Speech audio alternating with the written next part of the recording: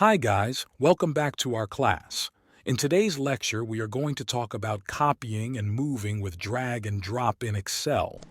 In Excel, copying and moving with drag and drop refers to the action of duplicating or relocating data within a worksheet using the mouse. Copying with drag and drop. To copy data with drag and drop, first, select the cell or range of cells that you want to copy. Move your cursor to the border of the selected cells.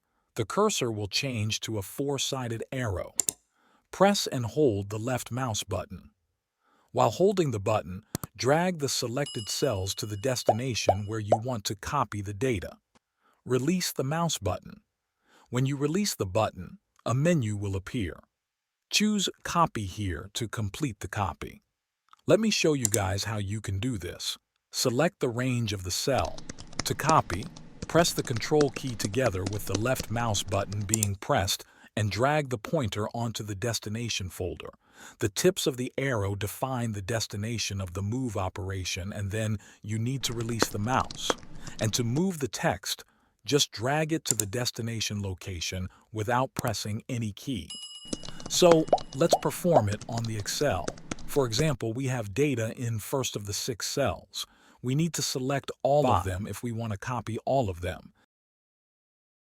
And then you need to press the left mouse button and Control key, and you will just drag it. It will automatically copy all of these cells here. For example, this is your destination in case. And if you want to just move it without copying it, you just need to select all of these 6 cells and just drag it. So this is the way you can do it. I will also give you guys the steps to moving with drag and drop. You guys can follow the steps and do them on your own as an assignment. To move data with drag and drop, follow a similar process to copying. Select the cell or range of cells you want to move. Move your cursor to the border of the selected cells. Press and hold the left mouse button. While holding the button, drag the selected cells to the destination where you want to move the data. Release the mouse button. When you release the button, a menu will appear.